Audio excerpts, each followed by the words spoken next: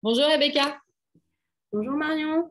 Écoute, je suis ravie de t'accueillir aujourd'hui sur le podcast de la communauté. Merci d'être là avec nous.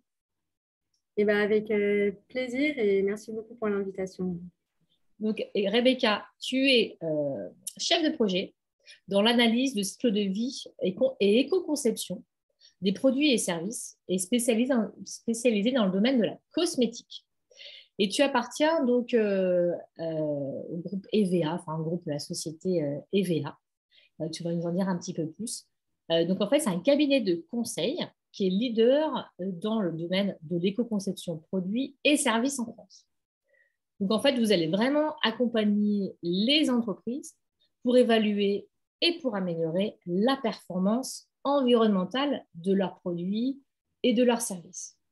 Et aujourd'hui, en fait, c'est pour ça que je voulais qu'on échange ensemble.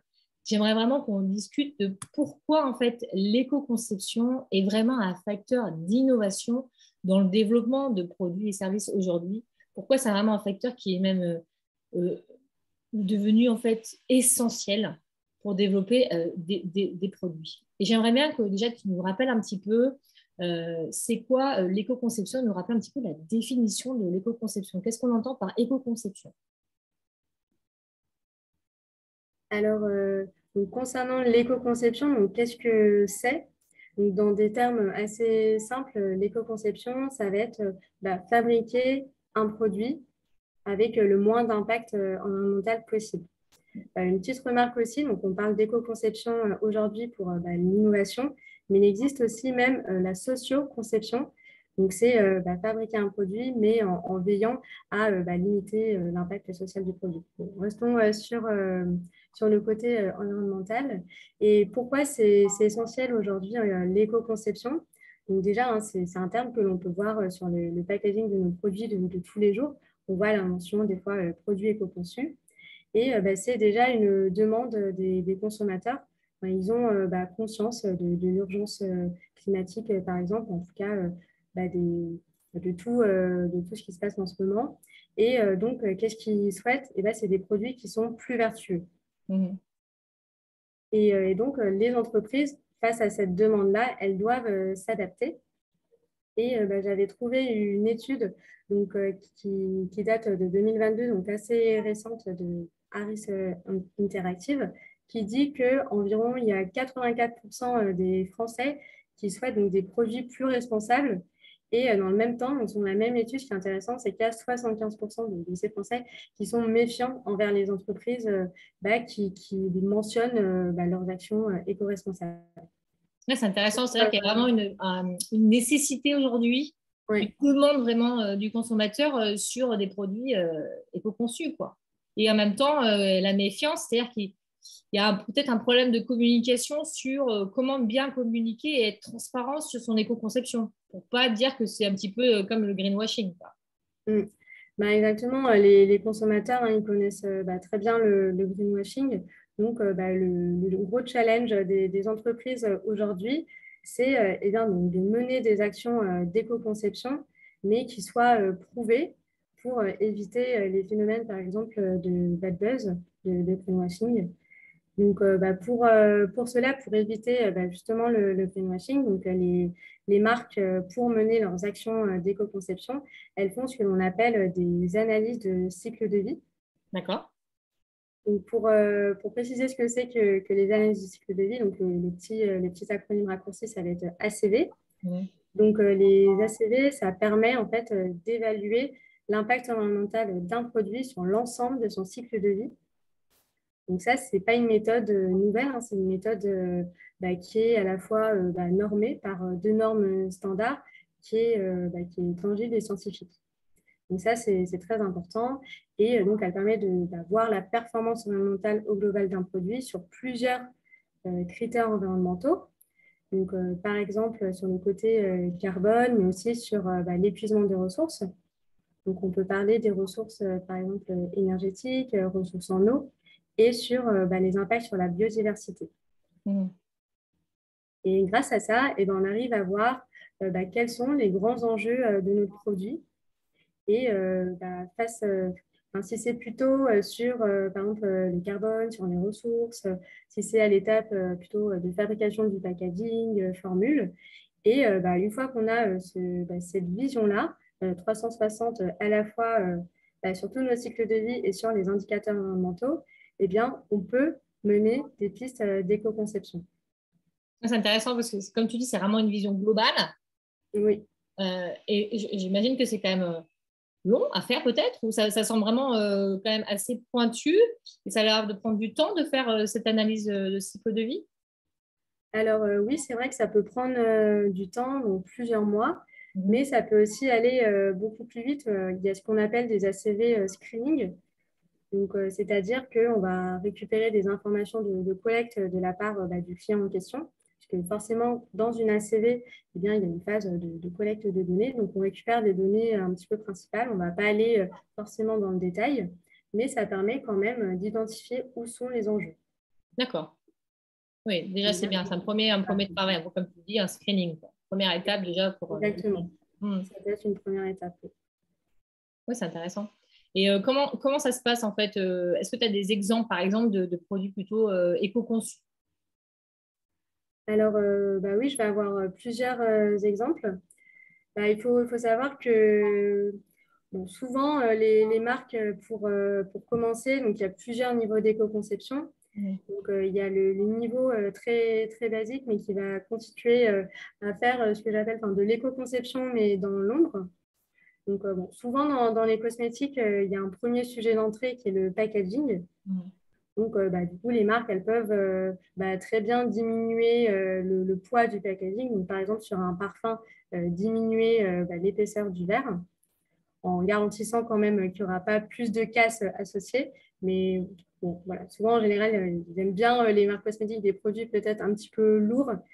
Donc, voilà, diminuer un petit peu l'épaisseur de ce verre. Donc, ça, c'est vraiment le premier niveau. Mhm. Donc, innover, enfin, éco-concevoir, mais sans que le consommateur le voit. Mais après, quand même, c'est communiqué généralement par les marques. Ah, alors, pas Non, forcément. pas forcément. Alors, ça, c'est ça qui est très étonnant. C'est que des fois, il y a des marques en fait, qui mènent des démarches de conception depuis plusieurs années, mais qui ne communiquent pas ou qui viennent de communiquer. Euh, Pourquoi? parce que des fois, ça peut être mal connoté Mhm. de faire des déco-conceptions. Ça paraît pas du tout logique, mais par exemple, pour le secteur du luxe, Oui, le luxe, eh bien, c'est une image je sais pas, qualité, de oui, qualité et de dire que, par exemple, oui, on a éco-conçu notre produit, on a diminué le poids du verre ou ça peut, ouais, ça peut connoter une mauvaise image finalement. Donc, il y a quand même de plus en plus les marques de luxe qui communiquent à ce sujet-là. Donc, Guerlain, par exemple, qui communique oui. beaucoup.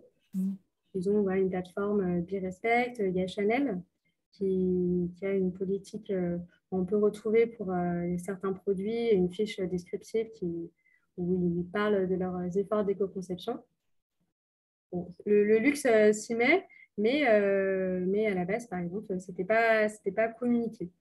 Oui, c'est vrai. En fait, c'est comme toujours, hein, c'est peut-être de bien communiquer pour un peu expliquer la démarche derrière et pourquoi c'est fait en fait. Oui. Et Ah oui, oui. et Mm, l'impact positif que ça a, comme tu dis, sur l'environnement. oui. Mm. Oui, non, mais aussi, en effet, il y a plein d'autres entreprises qui mènent une démarche d'éco-conception, mais qui ne vont pas forcément communiquer, hein. Mm. Ça, c'est vrai qu'ils le font dans un but vraiment de développement interne de nouveaux produits, mais pas forcément dans un but aussi marketing et de communication. Ok. Donc ça, c'était le premier exemple, enfin la première porte d'entrée, comme tu avais dit au début. Vraiment, souvent, on agit sur le packaging parce que c'est une première chose qu'on peut travailler pour Oui. optimiser en fait et avoir une démarche plus responsable et éco-conçue. Et quel serait d'autres exemples encore? Alors, le deuxième niveau pour éco-concevoir, donc là, on met un peu plus d'efforts dans la recherche et développement. Donc, on va reconcevoir notre produit. Donc, ça peut être des petites reconceptions qui sont visibles, mais encore pas trop. Donc, des changements de formule. On va changer des matières premières, la rendre plus éco-conçue, donc c'est-à-dire moins d'impact sur les ressources. et sur la biodiversité. Après, ça peut être un retravail aussi sur la formule, mais là, quelque chose de beaucoup plus innovant et disruptif. Donc, par exemple, un exemple, c'est les dentifrices que l'on croque. Ah, qu'on croque carrément. Ah oui, donc c'est au lieu que ce soit un dentifrice liquide classique, donc ça va être des petits, oui, ça ressemble à des cachets, mais c'est pas des cachets, mais c'est que l'on croque, J'ai donc vu. on en prend un, des gélules, Ouais. ouais, des gélules, Comprimé plutôt aussi, mais peut-être des un comprimé. comprimés. Oui, c'est ça. Oui, On va réussir. exactement. Et donc on prend un comprimé et ça agit comme dentifrice. J'ai jamais utilisé, mais je crois qu'après ça mousse dans la bouche et voilà, ça. Ah, c'est bizarre comme effet. Et donc, est-ce qu'il faut rincer?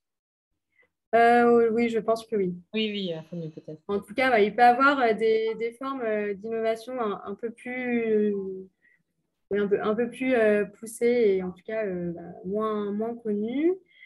Après, donc, un autre exemple que je vais avoir, donc, c'est la marque Unilever. Oui.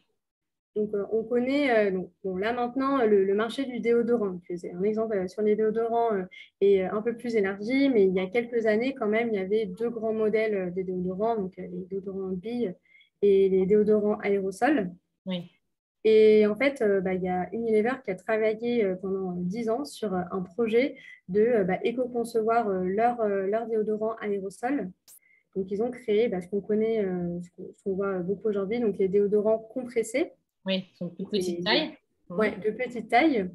Et ça nécessitait beaucoup de travaux. Donc, l'objectif de ce déodorant, c'est d'être aussi efficace que l'ancien, donc c'est-à-dire avec la même durée de vie, mais une utilisation de 2 fois moins de gaz, et ce qui permet des réductions de packaging. Hein. On le voit, c'est visible, il est 2 fois plus petit, donc Mhm. moins d'aluminium utilisé et une empreinte carbone finale qui est de moins 25%. Ah oui, quand même. Ouais, donc c'est quand même pas négligeable. Et ce qui Oui. est chouette derrière, parce que c'est vrai il y a un côté quand même des fois quand les marques se lancent dans l'éco-conception, de le faire pour les consommateurs et aussi pour augmenter leur part de marché.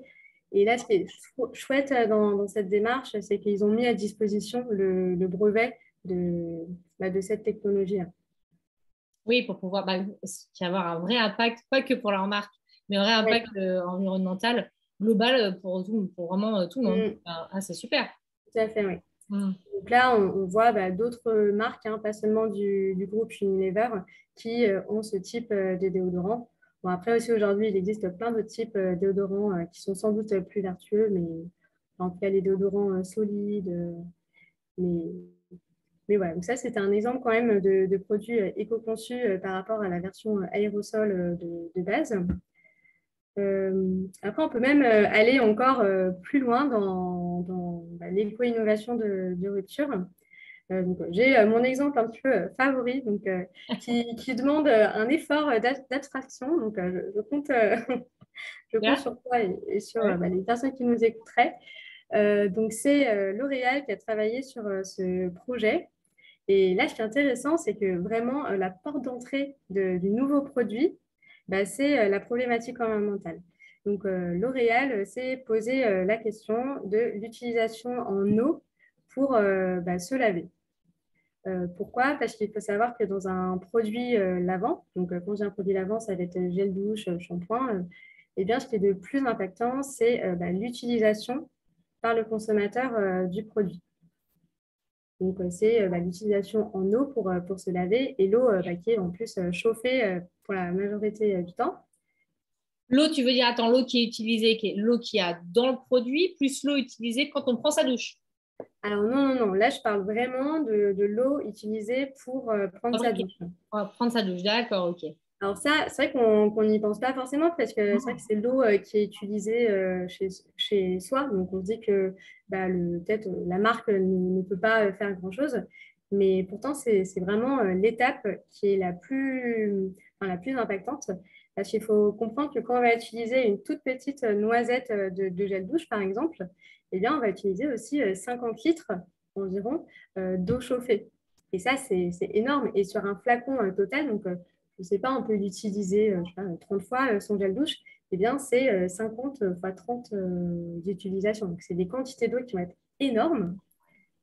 Et on sait que l'eau, ça va devenir une ressource qui va être de plus en plus précieuse. Oui, bien sûr. Enfin, qui manque. Donc, exactement. Donc, de ce principe-là, L'Oréal a voulu étudier comment se laver donc, sans eau. Et pour cela, donc, ils se sont basés sur le biomimétisme. Oui. Donc, alors, le biomimétisme, parce que c'est pas, ça ne parle pas à tout le monde. Donc, c'est l'art, on va dire, de s'inspirer du vivant en préservant le vivant. Parce que des fois, on peut s'inspirer de ce que fait le vivant, mais en le dégradant. Ce n'est pas l'optique du biomimétisme ici. Donc, L'Oréal a cherché dans les systèmes biologiques donc, comment les êtres vivants, hors les hommes, font pour se laver. Et ils se sont inspirés donc, du système biologique donc, de la langue de chat. Donc, voilà, les chats qui utilisent On va se sa lécher. vie. Comment? On va se lécher comme ça, comme les chats. Et c'est pas ce qu'ils ont. C'est pour ça que je disais qu'il y a un besoin d'abstraction. Voilà. Ouais, c'est clair. C'est là, on se dit, ouh, faut être très Oui, oui, oui. Non, mais oui. Oui, ils ont développé comme produit une brosse. Donc, une brosse, je peux dire, d'hygiène. C'est ça. Donc, ça, ils l'ont développé. Donc, ce n'est pas encore commercialisé de ce que je sais, mais en tout cas, ils ont breveté le produit. Donc, Donc, on utiliserait ça, en fait, à la place, sans produit, en fait. sans autres produits, oui. En D'accord. même temps, c'est vrai que quand on y réfléchit, les animaux, ils n'utilisent pas de savon pour Bien se laver. sûr, Et bien sûr. pourtant, pour ceux Donc, qui ont très des propre. chats à la maison, c'est très propre les chats. Très propre. Voilà. Ouais, ouais. C'est un peu comme en fait, les gants démaquillants qui disent que avec les gants, on n'a pas besoin de mettre des produits dessus. Bon, il faut quand même les rincer, il faut quand même, Ouais. etc. Mais il y a aussi un peu cette alternative. Exactement. Et en plus, je suis utilisatrice de ce type de gants et ça marche très, très bien. Donc, juste de l'eau et pas de produit nettoyant et ça marche très bien. Ça marche Donc, bien. oui, tout à fait, ouais. C'est un très bon exemple aussi, ouais. Et au niveau des formules, parce que c'est compliqué, c'est quoi? Ça veut dire quoi une formule éco-responsable? Une formule éco-responsable, c'est le concept global, c'est d'avoir un développement de formules qui respectent les ressources et la biodiversité, mais ce n'est pas quelque chose de si simple. Donc, souvent, et l'amalgame est souvent fait, on met en parallèle formule plus responsable avec formule naturelle. Attention, c'est pas forcément le cas. On connaît par exemple tous les déboires de l'huile de palme ou aussi des biocarburants. Donc, on les a tous, ces exemples. Donc, non, formule naturelle, ça ne va pas forcément dire plus responsable. Donc, ça va être vraiment une formule qui va utiliser moins de ressources en général, donc que ce soit eau, fossile, pourquoi pas plus naturelle, mais attention, qui préserve aussi la biodiversité. Et peut-être avec des ingrédients locaux, en fait. Avec des ingrédients locaux, oui. Oui, c'est ça. Oui, ça peut être tout à fait une piste d'éco-conception de formule. Et voilà, et puis de travailler sur l'ingrédient en lui-même. Donc, si ça va être, pourquoi pas des ingrédients qui proviennent naturels, mais qui proviennent de déchets agricoles, par exemple. Oui, avec les coproduits. Exactement, des coproduits, parce qu'il y a tout, il y a quand même tout un enjeu que là, on a un peu en pénurie même de ressources alimentaires, on va dire. On le voit un petit peu au quotidien. Donc, il n'est pas non plus question de mettre en concurrence le secteur cosmétique avec le secteur alimentaire. Donc, utiliser plutôt des déchets ou des coproduits agricoles, ça semble être une bonne option. Oui, mais j'avais interviewé pas mal de personnes justement de fournisseurs d'ingrédients qui sont allés sur cette piste-là. Comment valoriser justement les déchets alimentaires ou d'autres industries, mais qui en fait sont des coproduits qui sont safe, quoi, enfin, qui n'ont aucun problème de sécurité.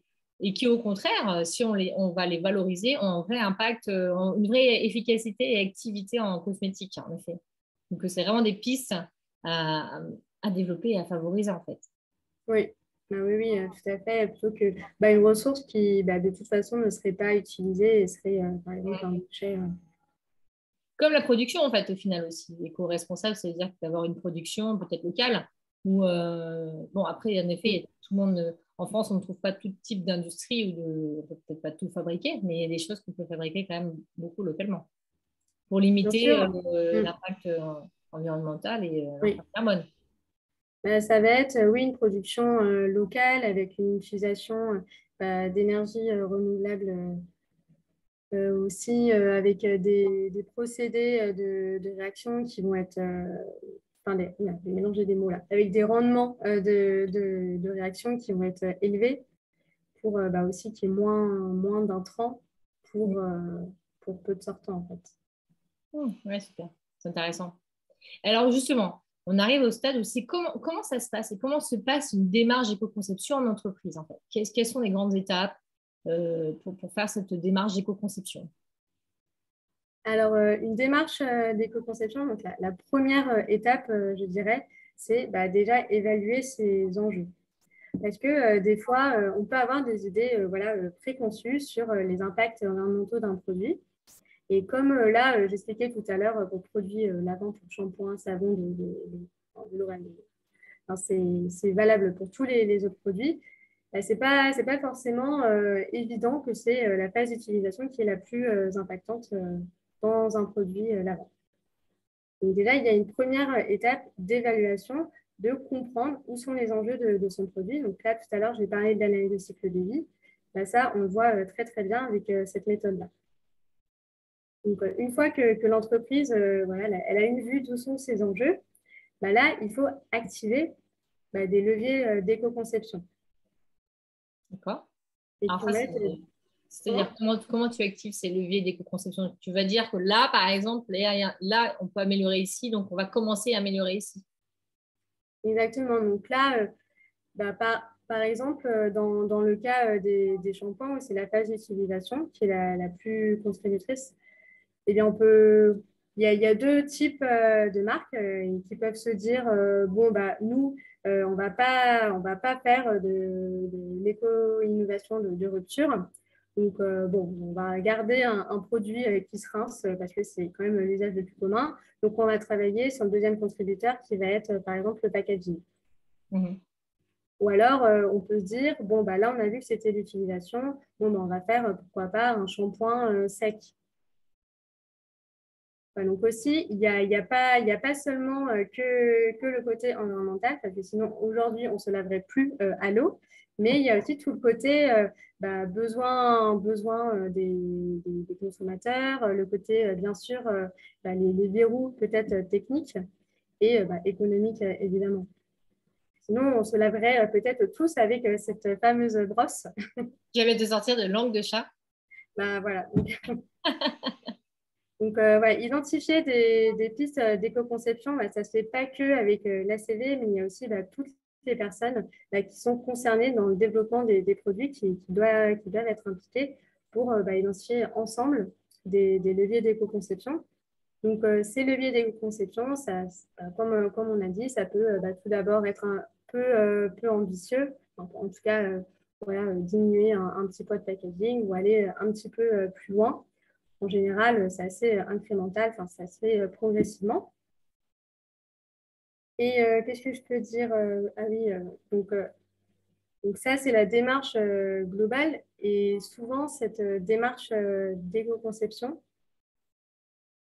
elle est souvent menée donc, par un département développement durable ou alors un service RSE ou spécialisé dans l'éco-conception. Ça, au quotidien, je suis souvent en contact avec ce type d'interlocuteurs. Et je dirais que vraiment pour que ça marche le mieux possible et d'éviter l'écueil de le service RSE fait tout dans son coin, mais après, les autres services le voient comme une contrainte. Bien sûr. Nous, ce qu'on essaye de pousser le plus possible, c'est de rendre l'éco-conception, en fait, le rendre accessible et utilisable dans tous les services. Et là, je dirais que c'est vraiment l'étape ultime, en fait. En fait, c'est plutôt d'avoir une vision commune et se dire que c'est quelque chose, en effet, peut-être contraignant, parce que quand c'est nouveau, à chaque fois, il y a peut-être de nouvelles choses à faire. Donc, ça va prendre du temps et il va falloir trouver des solutions pour justement changer et améliorer cet impact environnemental. Mais c'est vraiment une vision de l'entreprise, une vision commune, de se dire qu'on va avoir un impact positif. Donc, qu'il va falloir en effet tous ensemble, en fait, travailler là-dessus. Et c'est très important de dire, ouais, c'est comme tu dis, c'est pas que le RSE, c'est pas que le packaging qui va travailler dessus ou la formulation ou la production, mais c'est vraiment l'ensemble de tous les interlocuteurs qui font le produit, qui vont en fait agir pour avoir une démarche d'éco-conception du produit. Bah oui, oui, tout à fait. Et puis en plus, c'est même extrêmement valorisant. Parce que bon, je pense quand même, on a tous, bon, après pour certains, c'est plus ou moins une priorité, mais on est tous, je pense, contents de faire aussi notre part dans notre travail. Et ça d'ailleurs, il y a un bon exemple, je trouve, c'était Patagonia. Oui. Donc, Patagonia, une entreprise qui est textile et qui est souvent un peu citée en exemple de marque assez vertueuse. Et donc qui qui avaient, comme beaucoup de marques d'entreprises, donc un service RSE. Et en fait, en 2014, donc, le PDG, le directeur, il a pris la décision de dissoudre ce service RSE, justement pour faciliter l'essor de l'éco-conception, de la prise en compte environnementale dans tous les services. C'est comme ça rentre un peu dans le cahier des charges de tout le monde. Voilà, c'est ça, c'est que chaque service a leurs propres objectifs. Et voilà, ça permet vraiment de banaliser l'éco-conception et de ne pas faire de l'éco-conception sur un produit, mais juste dans tous les développements de produits, tenir compte de l'impact environnemental en fait. À chaque étape en fait, de développement, il faut tenir compte de ce paramètre d'éco-conception en fait. Oui, pour que ça marche vraiment. En effet. Ça marche vraiment, oui. Et oui, vas-y.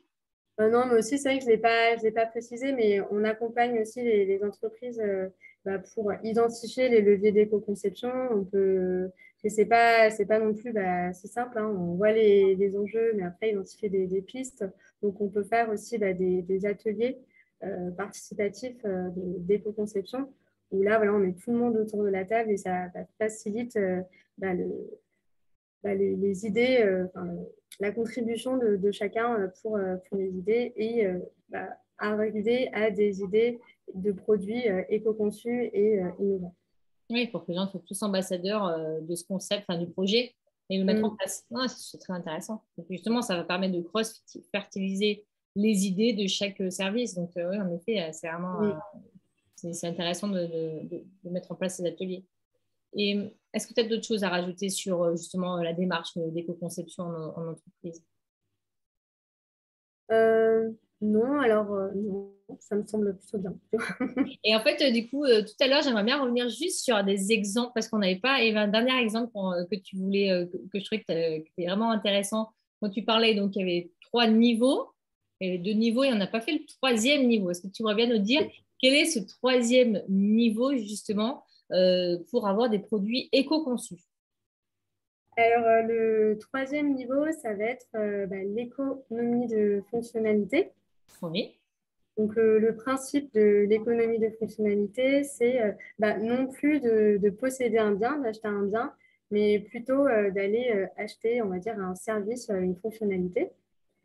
Et ça, pareil, il y a pas longtemps, j'ai lu ça. Alors, on s'éloigne encore une minute du secteur cosmétique, mais c'est Decathlon qui met en place en fait une expérimentation. Donc, bon, Decathlon, tout le monde connaît, donc Ils sont très innovants. Comment? Ils sont très innovants. Ils font oui, énormément de choses. Et là, donc, ils ont mis en place une expérimentation avec un système d'abonnement. Donc, alors, il me semble qu'il y a plusieurs niveaux d'abonnement, mais j'ai retenu un abonnement de 20 € par mois pour emprunter 400 € de matériel. Et ça, je trouve que c'est hyper intéressant, parce que c'est vrai que surtout dans Decathlon, qui vend du matériel de sport, des fois, je ne sais pas, une planche de surf gonflable que peut vendre Decathlon, on va l'utiliser à une certaine période de l'année. Oui.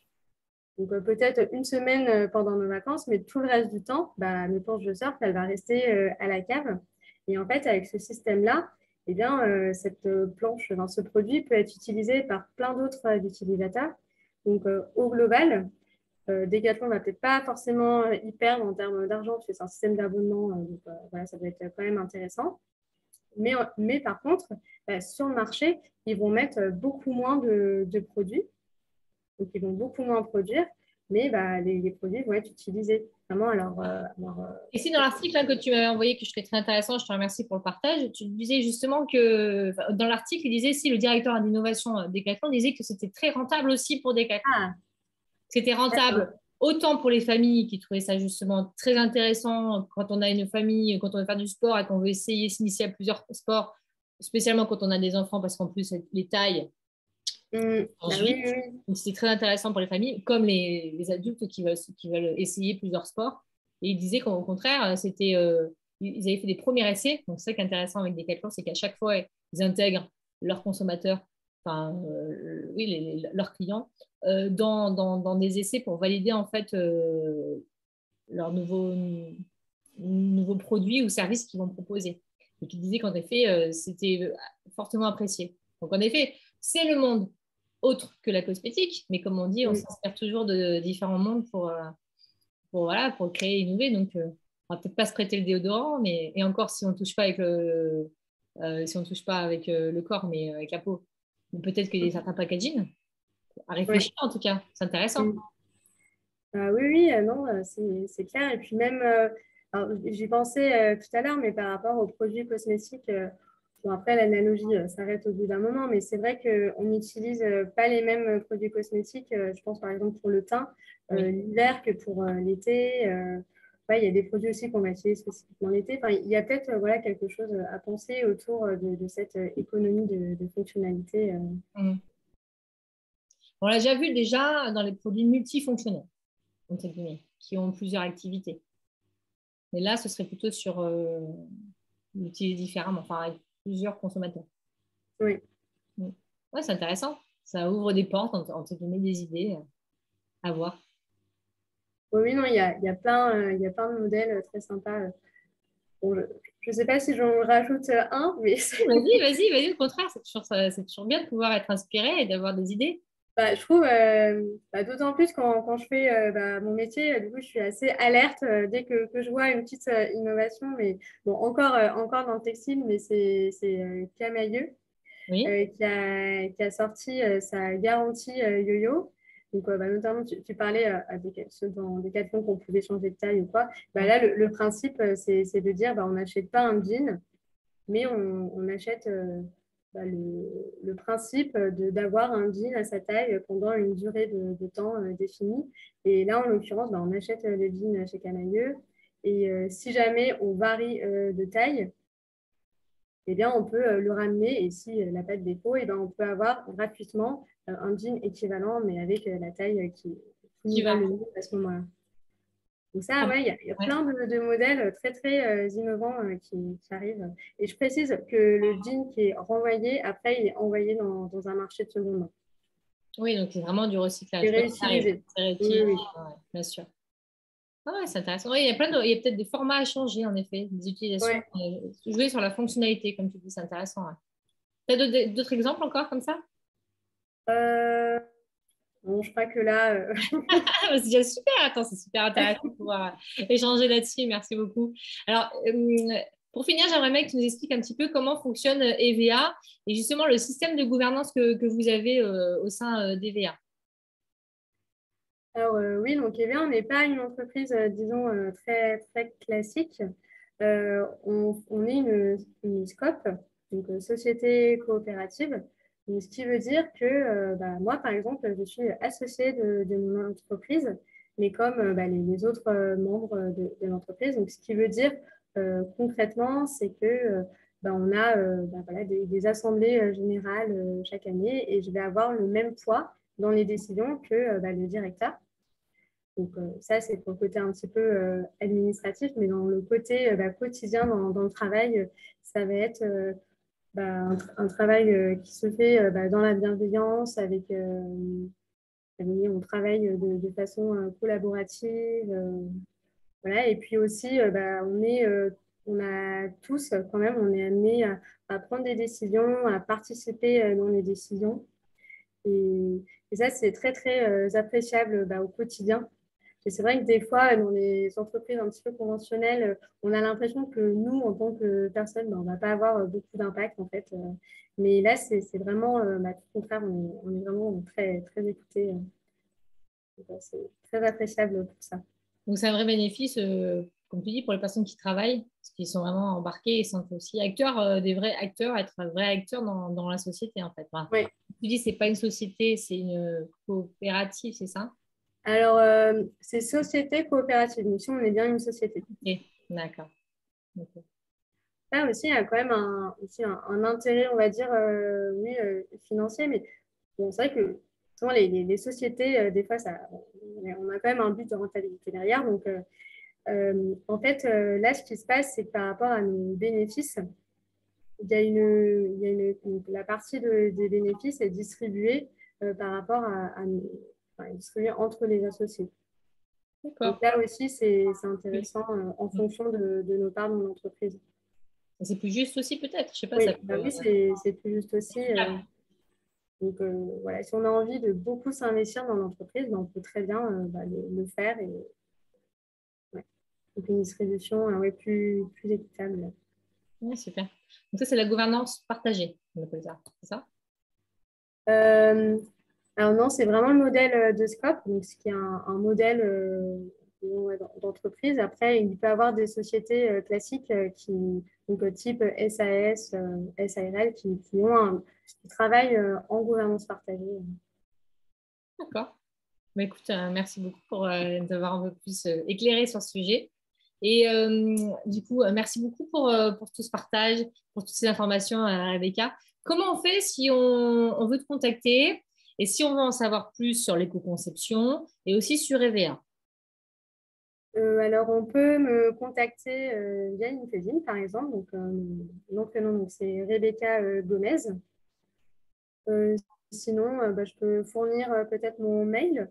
Je ne sais pas si je l'épelle là ou si tu veux Si tu veux, l'indiquer. tu peux le donner là s'ils veulent, les gens. Ah, très bien. Donc, c'est r.gomez, donc Gomez, arrobas, eva-du-milieu conseil.com. Super. Et pour EVA, donc vous avez un site? On a également un site. Oui. D'accord. C'est EVA Conseil. Oh là là, je suis très mauvaise, je me souviens Parce plus que si on exactement. tape EVA Conseil, on trouve. Oui, voilà. Si vous tapez EVA sur Internet, et EVA, du coup, c'est EVA, vous allez nous trouver. Il n'y a pas de problème. Super. Ben, écoute, je te remercie beaucoup, Rebecca, et puis je te dis à très bientôt. À très bientôt et merci beaucoup une nouvelle fois pour l'invitation.